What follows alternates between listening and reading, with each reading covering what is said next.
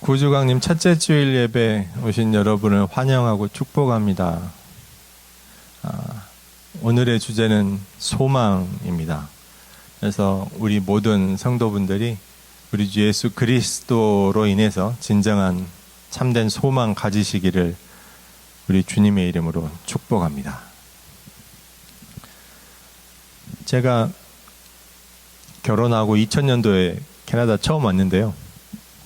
그때 밴쿠버에 와서 유난히 좀 많이 들었던 이야기가 있습니다. 교회 분들이 이야기를 해주시는데 하늘에 천당이 있고 밴쿠버는 바로 그 밑에 999당이라는 거예요. 혹시 그런 이야기 들어보셨어요? 왜냐하면 제가 그때만 듣고 그 후로는 한 번도 들은 적이 없거든요. 그때는 살기가 좋았는데 요새는 좀 살기가 어려워져서 못 듣는 건지 그때만 그런 이야기가 유행이었는지 모르겠어요. 그때 사실은 그 이야기를 듣고 밴쿠버가 좋기는 한데 그 정도로 좋은가? 그 정도까지인지는 잘 모르겠는데 속으로만 생각했던 기억이 납니다. 그런데 아마 그 다음 해였던 것 같아요. 2001년인지 2년인지 모르겠는데 교회에서 또 다른 분들을 만나 뵙게 됐어요. 근데 그분들이 하와이에서 살다 오신 분이었거든요. 무슨 이야기를 하셨냐면 죽어 천국에 갔더니 천국에 사람들이 한 곳에 옹기종기 모여 있더래요. 가서 보니까 그 사람들이 다 하와이 출신인데 우리 하와이 살 때 되게 좋았는데 그 이야기를 하고 있더랍니다. 혹시 그런 이야기는 들어보셨나요? 그 이야기를 듣고 제가 그 의도는 알겠어요. 그냥 웃자고 하신 유머일 수도 있고 그분들이 밴쿠버 와서 밴쿠버 살기 좋다는 이야기 하니까 아니야 우리 살던 하와이도 정말 좋아 그런 뜻으로 하셨는지는 모르겠지만 그때도 말은 안 하고 속으로 생각만 했습니다. 이분들이 여기가 지금 교회인데 천국에 대한 소망이 있나? 천국에 대해 정말 잘 알고 계신가? 아니면 그냥 천국을 너무 막연하게 생각해서 이렇게 이야기들을 하시나 그런 생각들을 했던 기억이 납니다. 많은 분들이 교회에 대해서 이야기를 하면서 개신교회는 다른 종교에 비해서 천국에 대한 설명이 부족합니다. 천국에 대한 자세한 묘사가 별로 없는 것 같아요 라는 이야기를 가끔 하시는 걸 듣습니다. 그분들의 시각에서 보면 그 말이 맞기는 해요. 그런데 엄밀히 말하면요, 천국에 대한 설명이 없는 게 아니에요. 많습니다. 하나님 나라에 대한 묘사가 굉장히 많이 있는데 우리가 생각하는, 우리가 기대하는 설명이 없는 거예요. 복음서에 보면 예수님께서 하나님 나라에 대해서 얼마나 많이 말씀하세요. 그게 다 천국에 관한 거거든요. 근데 우리는 생각할 때 별로 없다고 생각해요. 왜냐하면 보통 우리는 천국에 대해서 듣기를 원할 때 거기가 얼마나 좋은 곳인지, 내가 거기 가면 얼마나 좋은 것들을 많이 누리게 되는지 그런 것들을 생각하게 됩니다. 천국이라는 곳이 내가 거기 가면 정말 좋은 걸 많이 가지게 되겠지? 이 땅에서 누리지 못한 것들을 잔뜩 가지고 누리게 되겠지? 그런 생각들을 하게 되는 거죠. 보통 우리가 소망을 이야기할 때 여러분 그리스 신화에서 판도라의 상자 이야기 들어보셨나요? 그 이야기의 내용을 지금 설명할 건 아닌데 거기 보면 세상에 온갖 부정적인 것들이 잔뜩 나오고 그 다음에 마지막으로 나오는 게 희망이죠. 어떻게 보면 우리가 가지는 소망의 원리도 비슷합니다. 같은 건 아니고 비슷해요. 어떻게 보면 우리가 살고 있는 현실이 마냥 아름답고 행복하고 막 100% 만족하고 있으면 소망을 갖기 어렵습니다. 이게 현실 인식에 관한 문제예요. 이 소망을 가지기 위해서 두 가지가 필요한데, 하나는 내가 살고 있는 현실에 대한 확고한 인식이 있어야 되고, 또 다른 하나는 내가 가지고 있는 미래에 대한 확신이 필요해요. 자, 미래에 대해서는 내가 가게 될 하나님의 나라가 이렇게 좋은 곳이야. 그러니까 가고 싶다는 소망이 확실하게 있어야 되겠죠. 밭에 감추어진 보화를 볼 때 한 사람이 밭에 감추어진 보화를 발견하고 어떻게 합니까? 내 가진 것을 모두 다 팔아서라도 반드시 그걸 가지게 됐다는 소망이 있는 거예요.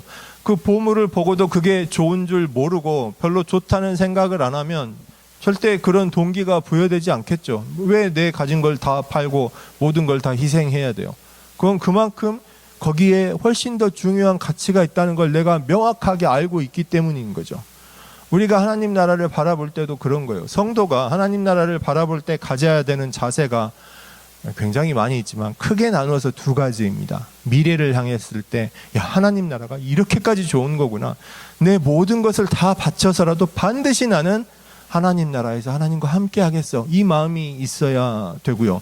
두 번째는 내 현실에 대한 자각이죠. 내가 어떤 세상에 살고 있는지, 어떤 삶을 살고 있는지. 그래서 이 둘 중에 하나에 치우친 신앙은 굉장히 위험합니다. 만약에 현실을 무시하고 현실은 무조건 나쁜 거야. 너희가 지금 살고 있는 현실은 진짜가 아니야. 무조건 나쁜 거야. 그리고 하나님 나라, 천국만 강조하는 거예요. 그렇게 되면 흔히 말하는 이단들이 말하는 시한부 종말론 같은 것에 빠질 위험이 굉장히 높죠. 또 반대로 불확실한 천국에 대한 메시지는 내려놓고 우리가 살고 있는 현실에 대한 이야기만 집중하면 어떻게 될까요? 우리가 어떻게 하면 현실에서 평안을 누릴 것인지, 어떻게 하면 현실에서 축복을 누릴 것인지, 우리가 어떻게 살면 현실에서 더 행복해지고 건강하고 아름다운 삶을 살 것인지, 이런 것에만 집중하게 되면 흔히 말하는 기복신앙이나 번영신학에 빠져서 참된 복음은 알지 못하고 그냥 종교 생활하는 거예요. 교회에 나와서 예수 그리스도도 알지 못하고 하나님을 알지 못하고 그냥 종교 생활하는 거예요. 사실 복음서에 보면 예수님께서 말씀을 선포하실 때 굉장히 죄인들과 어울리시잖아요. 회개하라는 메시지가 없는 건 아니에요. 죄인들을 향해서 회개하라는 메시지가 없는 건 아닌데 예수님께서 말씀을 선포하실 때 주요 메시지가 그건 아니었어요. 오히려 회개하라, 천국에 가까웠느니라, 그 메시지는 주님 오실 길을 예비하는 세례 요한의 강한 메시지였죠. 그리고 나서 예수님께서 또 미래에 대한 소망을 이야기하실 때 하나님 나라에 대해서, 야, 너희 말이야, 나중에 하나님 나라 가면, 천국에 가면 이렇게 좋아, 이런 것들이 있어, 이런 식으로 설명하지 않으셨어요. 하나님 나라에 대해서 굉장히 많은 비유를 하시고 설명을 하실 때 사람에 대해서, 사람들이 가지는 태도에 대해서, 사람들이 가지는 마음에 대해서, 그리고 결정적으로 사람들 사이의 관계를 통해서 설명하세요. 그건 뭐냐면 우리가 살고 있는 현실과 우리가 가게 될 하나님 나라 천국이 연결되어 있다는 거예요. 많은 성도분들이 가장 오해하시는 게 뭐냐면 교회 다니면서 예수 믿고 신앙생활 잘하면 이 땅에서 축복받고 잘 살다가, 이 땅에서 축복받고 건강하고 행복하게 잘 살다가 나중에 예수님 오시면 딱 심판을 면하고 예수님 재림하시면 짜잔 하고 천국에 들어가는 그런 삶, 그게 우리가 가장 오해하는 잘못된 착각입니다. 우리가 이 땅에서 살아가는 성도의 삶이 중요한 이유는 하나님 나라와 연결이 되어 있기 때문이고, 절대로 우리의 삶이 그냥 없어지는 게 아니에요. 그냥 축복받기 위한 삶이 아니에요. 오늘 본문 말씀을 통해서 그 사실들을 살펴보려고 합니다. 왜냐하면 예수님께서 하나님 나라에 대해서 선포하시고 우리의 소망에 대해서 말씀하시는 게 전에 없던 걸 새롭게 말씀하시는 게 아니에요. 그 이전부터 있었습니다. 하나님께서 세우신 언약 가운데 있었고 하나님께서 이전에 주셨던 율법 가운데 있었습니다. 선지자를 통한 예언을 통해서도 있었습니다. 오늘 그 중에 지난주에 잠깐 언급했었던 희년이라는 주제를 통해서 그 말씀을 선포하려고 합니다. 오늘 본문에 보니까요, 속죄일에 희년이 선포되는 것으로 나옵니다. 지난주에 언급할 때 로시 하샤나 언급했던 거 기억나세요? 그때가 유대 민간력으로는 1월 1일 뉴이어, 유대 종교력으로는 7월 1일, 그때가 되면 그냥 새해라고 나팔 불면서 축하했다고, 그래서 나팔절이라고 말씀드렸었죠. 그리고 10일 지나면 티시리월 10일, 그러니까 종교력으로는 7월 10일, 유대 민간력으로는 음력 1월 10일, 그때 대속죄일입니다. 그때 희년이 선포되는 거예요. 바로 그날에. 그러니까 희년의 선포는 대속죄일하고 연관되는 거죠. 왜 희년이 하필이면 1월 1일도 아니고 10일에 티시리월 10일에 선포되는지를 생각해 보면 희년에 이루어지는 모든 내용들이 우리의 모든 죄가 속죄되는 것과 연관이 된다는 걸 알 수 있습니다. 그 희년에 이루어지는 내용들을 우리는 막연하게 보면서 와 되게 좋은 건가 보다, 좋겠다라는 생각들을 하게 되죠. 왜냐하면 종이 되었던 사람들이 다 풀려나거든요. 그러니까 노예가 됐던 사람들이 신분이 해방되는 거예요. 자유민으로. 가난해져 가지고 빚이 져서 팔 수밖에 없었던 내 토지들이 다시 다 돌려받게 되는 거예요. 거기에 아무런 대가가 없어요. 이게 핵심입니다, 사실은. 내가 빼앗겼던 내 재산을 돌려받게 되는 거예요. 아무 대가도 없이. 그 원리가 죄와 연관되어 있고 하나님의 은혜와 연관되어 있는 것입니다. 만약에 이런 이야기를 현대하면 아마 많은 성도분들이 그렇게 생각할지도 몰라요. 아니 무슨 말도 안 되는 소리냐고. 아니 요새 같은 자본주의 사유재산 사회에서 뭐 가진 걸 그렇게 막 다 돌려주고 그건 무슨 공산주의 사회에서나 있을 수 있는 일 아닌가요? 이런 식으로 생각하실 수 있죠. 당연히 그렇게 생각하실 거예요. 그런데 인류 역사상 이런 일이 실제로 이루어졌던 적은 한 번도 없습니다. 공산주의 사회에서도 이루어지지 않았어요. 말로는 자기들이 한다고 했지만 실제로 이루어졌던 적이 없죠. 왜냐하면 그만큼 사람들이 자기가 가진 것에 대해 민감합니다. 희년을 통해서 베풀어 주시는 하나님의 은혜, 하나님의 그런 섭리 다 인정할 수 있지만 그럼에도 불구하고 내 것을 빼앗기는 것은 용납할 수 없는 거예요. 여러분 한국 많은 교회, 개신교회들이 가장 모범적으로 생각하는 보수적인 미국 청교도 사회를 보죠. 추수감사 예배만 해도 다 그때 보스턴에서 있었던 그런 사건들을 예화로 들고 미국 청교도인들이 얼마나 모범적인 삶을 살았는지 설교 메시지를 통해서 많이 예로 들잖아요. 근데 생각해 보세요. 그때 당시에 어떤 일이 있었는지 시간이 좀 지나면서 그 보수적인 미국 청교도인들이 추수감사 예배를 드릴 때 누구랑 같이 드립니까? 자기들이 데리고 있던 노예랑 같이 드리죠. 노예를 부리는 게 하나님의 뜻이 아니라는 걸 알면서도 그렇게 했죠. 하나님의 말씀이 희년이 있다는 걸 알면서 노예 해방을 시켜줬나요? 이미 그때 당시 유럽에는 노예가 거의 다 없어진 때였는데 심지어 나중에 노예를 해방시켜야 될 때가 오니까 어떻게 됩니까? 노예 해방시켜주기 싫어서 전쟁까지 하지 않습니까? 이 희년, 주빌리라는 것에는 하나님께서 우리에게 주시는 목적이 아주 명확하게 있어요.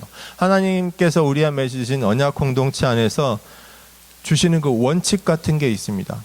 제가 지난주에 말씀드릴 때 자유와 평등을 회복한다고 말씀드렸는데 정말 하나님께서 중요하게 보시는 게 어떤 것인가요? 우리가 볼 때는 참 우리가 이루어내는 결과물들이 굉장히 중요하고 세상의 아름다운 것들, 좋은 것들, 자원들, 재화들 이런 것들이 굉장히 소중하고 중요하지만 심지어 그런 것들을 더 많이 가지기 위해서 싸우고 전쟁까지도 하지만 하나님께서 보시는 것은 그런 것들이 아니라 사람이라는 거죠. 다른 종교에서 천국을 말할 때는 천국이 얼마나 좋은 것들이 많고 얼마나 좋은 것들을 많이 누리는지를 이야기하지만 하나님께는 그런 것들이 아무런 가치가 없는 거예요. 하나님께서 보시는 천국에서 정말 중요한 것은 사람인 내가 얼마나 많은 것들을 누리고 얼마나 좋은 것들을 가지고 사용하는가가 아니라 천국에 살아가는 사람들이 하나님과 함께 동행하는 것입니다. 그런 것들을 선포하는 것이 오늘 본문 마지막 23절의 위대한 선포입니다. 하나님께서 선포하시는 거예요. 땅은 다 내 것이다. 땅은 다 내 것이다. 사실 땅만 하나님 것이겠어요? 모든 것이 다 하나님 것이죠. 그런데 하나님께서 강조하시는 거예요. 땅은 다 내 거야. 그러니까 너희가 누리는 것에 대해서 너희가 집착하고 살아갈 수밖에 없지만 하나님께서 새로운 규칙을 주시는 거예요. 땅은 다 내 것이다. 그리고 그 다음에 나오는 게 뭐냐면 너희는 이 땅에 살아가는 나그네다라는 거예요. 우리는 본능적으로 이 땅에서 안정된 생활을 원하고 정착해서 살아가기를 원합니다. 어쩌면 우리의 본능과도 같은 건지 모르겠어요. 어떻게든 더 안정적인 생활을 위해서 뭐 재테크도 그렇고 노후를 대비하는 것도 그렇고 그 외 모든 것들 우리의 삶의 목적이 그런 식으로 가죠. 하지만 하나님께서 선포하시는 거예요. 너희는 결국 나그네다라는 거예요. 우리가 이 땅에서 아무리 좋은 것을 누리더라도 결국은 우리는 여기를 떠날 수밖에 없죠. 여기에 영원히 있게 되는 사람들이 아닙니다. 결국 우리는 하나님께서 준비하신 새하늘과 새 땅으로 갈 거잖아요. 우리는 결국 이 땅을 떠나는 거죠. 그리고 하나님께서 주시는 근본적인 목적, 우리는 하나님과 함께하는 사람들입니다. 사실은 그게 천국의 비밀이고 천국의 본질이에요. 그 나머지 것들은 다 부수적인 것들이고 얼마든지 하나님께서는 너무나 쉽게 이루실 수 있는 것들이기 때문에 가치가 없고 중요하지 않습니다. 하나님께 정말 중요한 것은 사람들이거든요. 그래서 우리도 하나님과 같은 시각으로 보아야 합니다. 근데 정말 중요한 것은 그것을 이루시는 하나님의 방식이에요. 우리가 많이 오해하는 게 뭐냐면 하나님께서 율법을 탁 주셨어요. 그 규칙을 우리가 지켜야 되는 거예요. 지키지 못하면 구원받지 못하는 것, 이렇게 착각을 합니다. 아니에요. 하나님께서 율법을 주실 때 딱 법 조항 주시듯이 주시면서 야 니네 이거 지켜라 이런 식으로 주시는 게 아니에요. 예수 그리스도를 통해서 복음을 주실 때도 또 지금 우리가 살아가는 21세기에도 똑같지만 그 방식이 너무나 달라요. 자, 오늘 본문 8절부터였나요? 9절부터였나요? 8절부터 일곱 안식년을 계수할지니 이렇게 나오죠. 희년이 언제 오나요? 안식년을 7번 지나는 거예요. 실제로 숫자로 7번 49년이기도 하고요. 굉장히 상징적인 의미도 있습니다. 7번이 완전한 수를 상징하기 때문에 우리가 하나님의 은혜를 경험하는 그것을 상징하기도 하죠. 자, 그런데 이 말씀을 언제 받았어요? 가나안 땅에 들어가기 전에 받았습니다. 유다 광야에서 받았어요. 그럼 이들에게 어떤 삶이 기다리고 있죠? 광야에서의 40년 삶이 기다리고 있죠. 레위기 23장에서 우리 지난주 언급할 때 레위기 23장에서 하나님의 7절기에 대해 선포되잖아요. 그러니까 사실 모세가 율법을 받은 지 얼마 안 되는 시기인 거죠. 이때 이들이 광야에서 40년간 날마다 뭘 먹고 살았나요? 하늘에서 내리는 만나를 먹고 살았어요. 특별히 일이라고 할 게 있나요? 일할 수 있는 게 없어요. 그냥 하늘에서 내린 만나를 거두는 것, 그게 수학일까요? 그게 훈련 기간입니다, 사실은. 하나님께서 잘 살고 있는 사람들에게, 열심히 생업에 종사하고 있는 사람들에게 야, 니네 전부 평등해야 돼, 이런 식으로 선포하시는 게 아니에요. 굉장히 열심히 일해서 부를 축적하고 부자가 된 사람에게 야, 너 가진 거 다 나눠줘야 돼, 이런 식으로 선포하시는 게 아니에요. 먼저 하나님께서 율법을 주시고 사람들에게 훈련받게 하셨어요. 그 훈련은 뭐냐? 첫 번째, 날마다 뭐 할까요? 처음에는 만나가 내린 걸 보고 사람들이 더 많이 수확하기도 했겠죠. 먹을 게 필요하니까, 딸린 가족이 많으니까. 당장 내일 이 만나가 내리지 않으면 어떡해요? 많이 수확했겠죠. 근데 먹고 남은 게 어떻게 됐나요? 그 다음날 다 썩어서, 벌레 먹고 썩어서 먹을 수 없게 돼버렸죠. 그걸 40년 반복하는 거예요. 자연적으로 경험하고 학습하게 되는 거죠. 안식일은 어떻습니까? 모든 내가 수확했던 만나가 바로 그 다음날만 되면 썩어서 먹을 수가 없는데 안식일에는 만나가 내리지 않아요. 그래서 그 전날 얼마든지 더 많이 수확할 수 있는 거죠. 2배가 됐든 3배가 됐든 4배가 됐든 욕심껏 가져가겠죠. 그런데 역시 그것은 그 다음날 상하지 않았어요. 남아있겠죠. 근데 안식일날 먹고 남은 것, 그건 다시 상해버리겠죠. 안식일이 지난 후에. 그 긴 과정이 40년이에요. 그 기간을 통해서 사람들이 배우는 거예요. 가장 중요한 건 하나님께서 주시는 모든 것을 내가 누리고 있구나. 반대로 내가 누리고 있는 모든 것이 하나님께서 주시는 것이구나. 그걸 경험하고 학습하는 신앙의 훈련 기간이라는 겁니다. 자, 희년을 그냥 지키라고 지금 하나님께서 명령하시나요? 아니에요. 안식년을 7번 먼저 경험한다니까요. 그럼 안식년 6번째 해에 하나님께서 축복하셨잖아요. 7번째 해에 아무것도 하지 말래요. 6번째 해에 먼저 복을 주시는 거예요. 하나님께서 야, 니네 안식년을 무조건 지켜. 그때 일하지 마. 그럼 내가 채워줄게가 아니에요. 6번째 해에 먼저 복을 주셔서 평소보다 훨씬 많은 수확을 통해서 안식년 때 그 다음에 일하지 않아도 충분히 살 만큼의 복을 주시는 거예요. 그래서 안식년에 쉴 수 있게끔. 심지어 어느 정도냐, 포도를 수확하지 말라, 밭에 나는 소출을 먹으라. 그게 무슨 뜻이냐면 밭에 나는 소출은 내가 심어야 먹을 수 있는 거지만 안식년에 일하지 말랐다고 해서 있는 포도나무를 다 죽일 수는 없잖아요. 그러면 가꾸지 않고 저절로 매달 달리는 열매가 있을 거 아니에요. 그거 거두지 말라는 거예요. 그거 먹지 말라는 거예요. 그 정도로 안식일을 지키라는 겁니다. 왜? 막 규정을 엄하게 지키는 게 중요해서 그럴까요? 아니요. 신앙의 훈련이라서 그렇습니다. 하나님께서 주시는 것이구나. 아, 그리고 하나님께서 내게 약속하시는 것은 반드시 지켜주시는구나. 희년을 앞두고는 49년째 안식년과 50년째 희년 2년 연속으로 내가 아무것도 하지 않아도 그거를 충분히 커버할 수 있게끔 하나님께서 그 전에 충분한 3배의 수확을 주시는구나.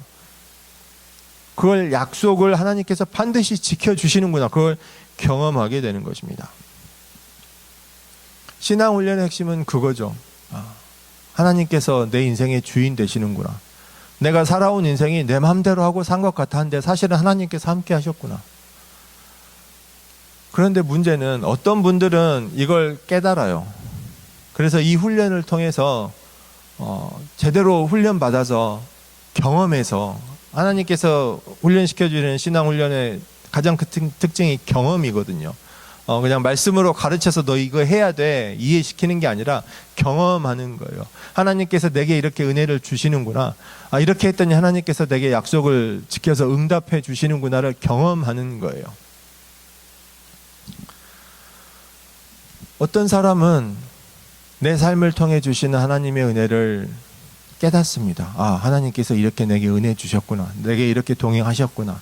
그래서 제대로 훈련받아서 하나님께서 주신 규례들을 지킬 줄 압니다. 하나님께서 원하시는 그 뜻 안에서 살아갈 줄을 압니다. 이게 가장 바람직한 케이스죠. 그런데 어떤 사람들은 그걸 깨닫지 못해요.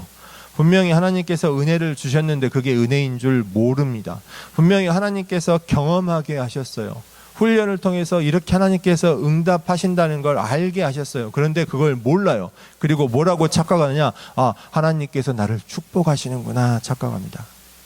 마치 안식년을 앞두고 6번째 해에 내가 2배의 수확을 3배의 수확을 거뒀더니 그 목적이 뭐예요? 그 다음 안식년을 위해서잖아요. 그런데 사람들이 착각하는 거예요. 내가 복을 받았어. 나는 복 받은 사람이야. 하나님께서 나를 이렇게 축복하시는구나. 그것을 신앙의 척도로 생각하면 얼마나 잘못된 길이 되겠습니까?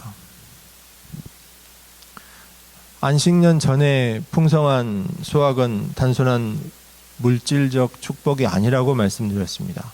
그럼 우리의 삶은 어떨까요? 우리가 살다가 받게 되는 풍성한 축복을 받게 될 때가 있습니다.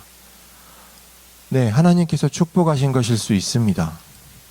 그런데 우리가 그리스도인이면, 성도라면 마땅히 하나님의 뜻을 구해야 됩니다. 하나님께서 이런 축복을 통해서 나에게 어떤 것을 원하시는가?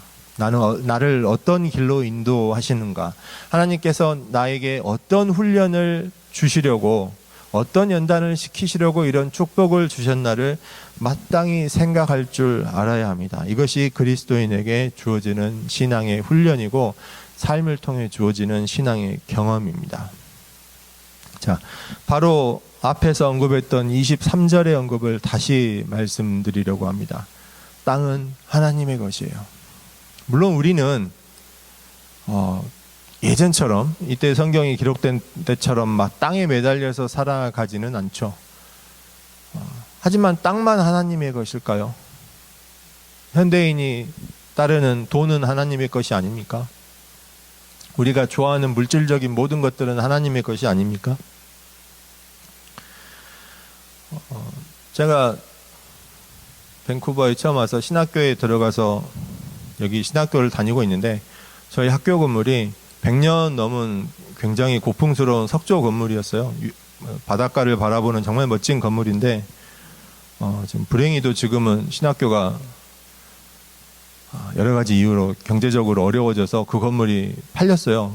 UBC 경제학부 대학원에 팔려서 지금은 경제학부 건물이 돼버렸는데, 그리고 이제 그 옆에 작은 건물로 옮겨갔죠. 되게 그 생각하면 정말 아쉬움이 많아요. 그런데 그때 어떤 일이 있었냐면 그 신학교에서 학교를 발전시키기 위해서 여러 가지 계획을 세우고 실행을 했어요. 그 중에 하나가 뭐였냐면 학교가 가지고 있는 앞 부지를 개발해서 타운하우스를 지어서 분양을 했어요.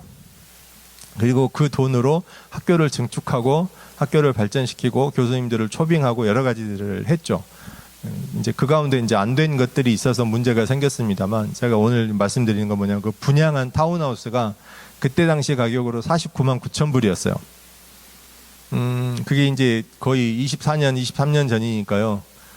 그때 기준으로 되게 비싸 이렇게 생각하실 수 있지만 그 지역이 굉장히 부자 동네거든요. 바다를 바라보면서 그 밀리언 밑으로 집이 없었어요, 사실은 그 지역에. 그래서 실세보다 30% 40% 이상 싼 가격이었는데, 문제는 그냥 분양해서 파는 게 아니라 99년 임대였어요. 그러니까 99년 후에 다시 반환해야 되는 거예요. 그걸 보면서 사람들이, 그래서인지 저도 딱 드는 생각이 내 땅이 아니, 내가 이 집을 사도 이 집은 내 집이 아닌 거네, 그 생각이 제일 먼저 들었어요. 사실 99년이면 뭐 살 만큼 충분히 살 수 있는 기간인데 그럼에도 불구하고 불안한 거예요. 아무리 하나님의 말씀을 통해서 이 땅을 떠나게 될 나그네라고 해도, 그 훈련을 받아도 이 말씀을 보기만 해서는 내 삶이 바뀌지 않아요, 사실은. 교회에서 신앙생활하는 거하고 상관없이 집을 구하고 싶고요, 더 안정적으로 살고 싶고요, 더 정착하고 싶어요. 물질적인 축복을 받으면 그게 진짜 축복인 것 같고요, 내가 살아가는 삶에 별로 걱정이 없고 근심이 없을 때 진짜 하나님께서 함께 하시는구나라고 느껴요. 거의 본능적으로 그렇습니다. 그럼 그게 잘못된 걸까요? 단순히 그것만 가지고 뭐라고 말할 수는 없어요. 이번 구주광림 주일 4주 기간 동안에 이런 여러 가지 것들을 이야기할 텐데, 그래도 잊지 마셔야 할 것은 하나님께서 우리에게 참된 소망이 되신다는 것. 그걸 위해서 필요한 것들이 몇 가지가 있는데 믿음이 필요해요. 믿음이 없이는 소망이 없습니다. 그 믿음은 보통 우리가 생각할 때, 믿음이라고 이야기할 때 예수 그리스도를 믿음으로 인해서 내가 구원받고 천국에 가는 거야, 이걸 믿음이라고 생각하시는데 물론 맞죠. 근데 믿음은요, 미래에 대한 것만 믿음이라고 하지 않습니다. 우리 현실의 삶을 바라보는 것도 믿음이에요. 특히 우리 그리스도인이 가게 될 하나님의 나라는 우리가 이 땅에서 살아가는 삶과 연결이 되어 있어서 우리가 현실을 바라보는 것을 확실하게 알고 믿는 것도 믿음입니다. 내가 죄인이라는 것을 깨달아 아는 것도 믿음이에요. 믿음이 없이는 내가 죄인이라는 걸 알기 어렵습니다. 제가 아까 이단 이야기를 잠깐 해드렸는데, 예전에 교회에서도 그런 식으로 선포한 적이 있죠. 잘 살고 있는 성도들에게 당신 지금 잘 살고 있는 것 같지만 그게 진짜인 것 같냐고. 성도는 하나님의 나라가 진정한 삶이지 이 땅에 사는 삶은 아무것도 아니라고. 하나님의 나라를 참된 소망으로 두고 살아갈 줄 알아야 한다고. 당신 지금 행복하게 잘 살고 있는 것 같지만 그거 다 부질없는 거라고. 그런 거에 관심 두지 말라고. 그런 거에 집중하지 말라고. 그런 식으로 말하면 어떻게 될까요? 실제로 예전에 그렇게 한 적도 있었습니다. 근데 요새 그렇게 말하면 아마 교회가 성도들을 가스라이팅 한다고 할 겁니다. 또 반대로 하는 것도 있죠.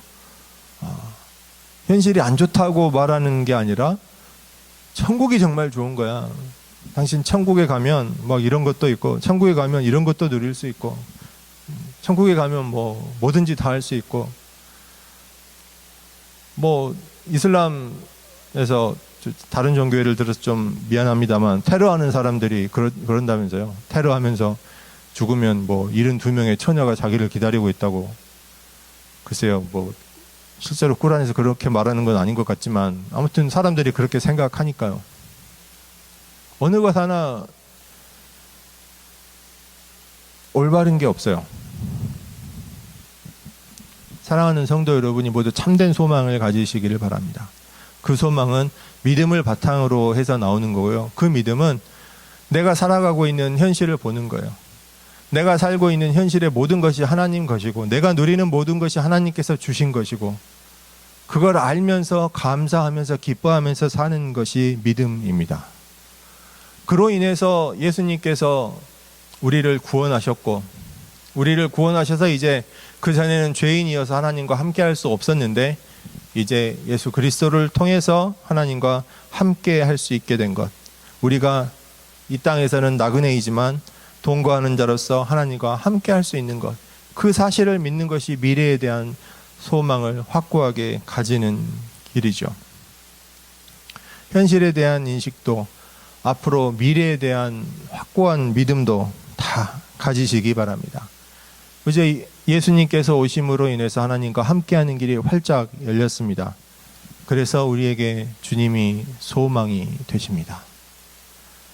주님께서 다시 오시는 것이 두려운 일이 되는 것이 아니고 주님 다시 오시는 것이 두렵고 떨리고 심판을 걱정하는 일이 아니고 이 땅에서 이루지 못한 것이 아쉽고 미련이 남는 그런 것이 아니고 주님께서 오시는 것이 참된 소망이 됩니다.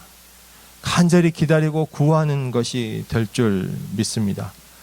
소망으로 주님 오시는 것을 기다리는 구주 강림주일 되시기를, 또 그 기쁨을 함께 누리시는 저와 여러분 되기를 주님의 이름으로 축원합니다.